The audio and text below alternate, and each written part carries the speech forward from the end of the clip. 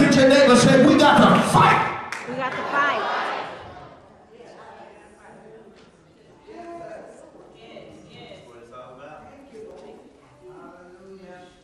You're going to have to learn that spiritual warfare is not a religious byword. You got to learn that the word intercessor is not just a phrase you throw around. It's not just a cute little badge you put on and look nice and come when you feel like it. And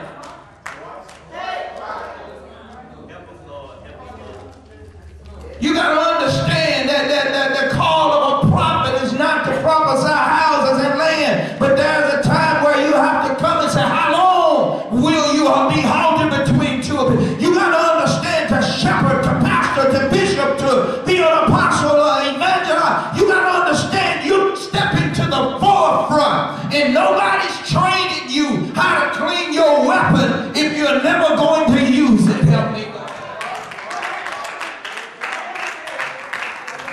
Some of us have never gotten any farther than boot camp. Have you noticed we keep having boot camp conferences and revivals?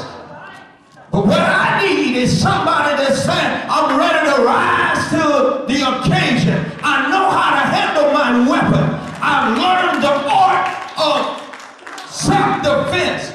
But I also know how to take the offense position and let's go to war. And you got to understand there were different types of weapons.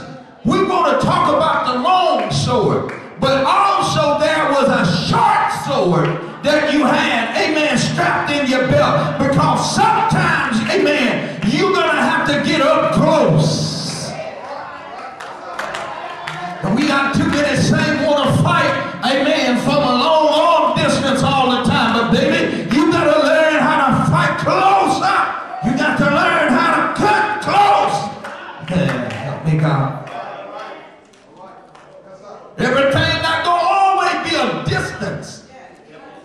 Something going to be right there under you, and you got to learn how to cut close. You can't pull out the big sword on this, because by the time you're swinging around, your enemy will already be on the inside. And you got to have that one that you can flip out of your belt. Oh, help me, God. I didn't even come here to go there. This is not even.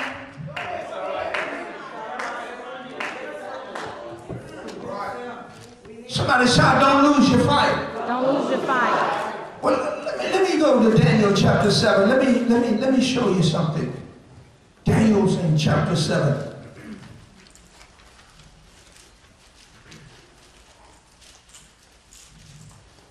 So you got to understand, the Bible talks to us about the devil's devices.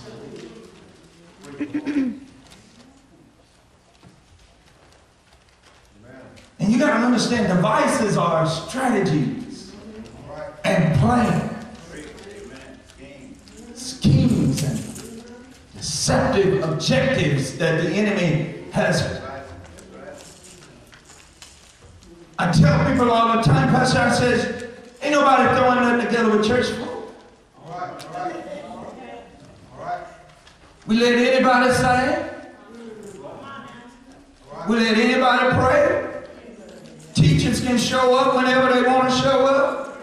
Choir members can show up late as they want and still march up and sing. Help me, God. Ain't been more prayed up. Ain't been more equipped. Come on now. We even let preachers in the pulpit that ain't even. Oh, well, I ain't going. Ain't even prepared to bring a word from the Lord. Amen. Preaching out of the imagination of their own heart, throwing some quick fix.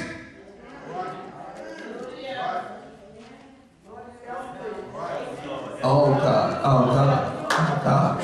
Daniel 7, are we there? Read verse 24 for me. I want to show you one of the strategies that the Spirit of the Lord showed me.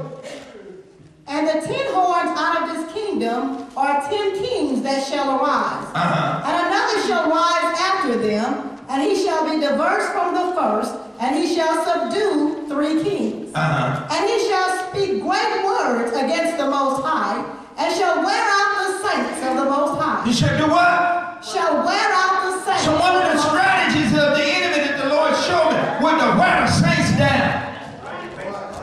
Help me, God. You got to understand one of his strategies is to come at you. Anybody in here ever had stuff coming at you from the left and then stuff coming at you from the right? And it seems like by the time you get this over here straightened out, then it's a mess show up here.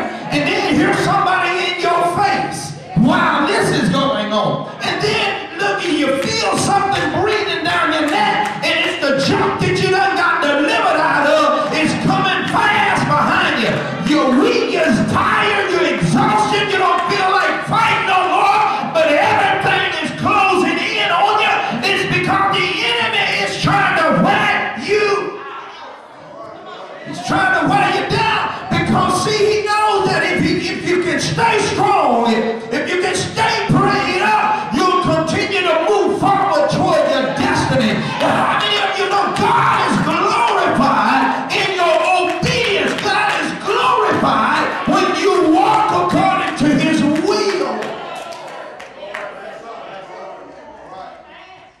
And so the enemy has to try to block you from fulfilling the will of God in your life. So therefore, one of his effective strategies is to wear you out. Anybody in here ever felt too tired to pray? I just don't want to pray no more, child. Just y'all just go on. I just don't feel it. Oh, come on, let's be real. We in revival. I just don't feel it. I don't even feel like, child, I don't even feel like making it to the altar today. If I got there, I wouldn't have nothing to say. I just lay there. Well, baby, that might be what you need to do. Sometimes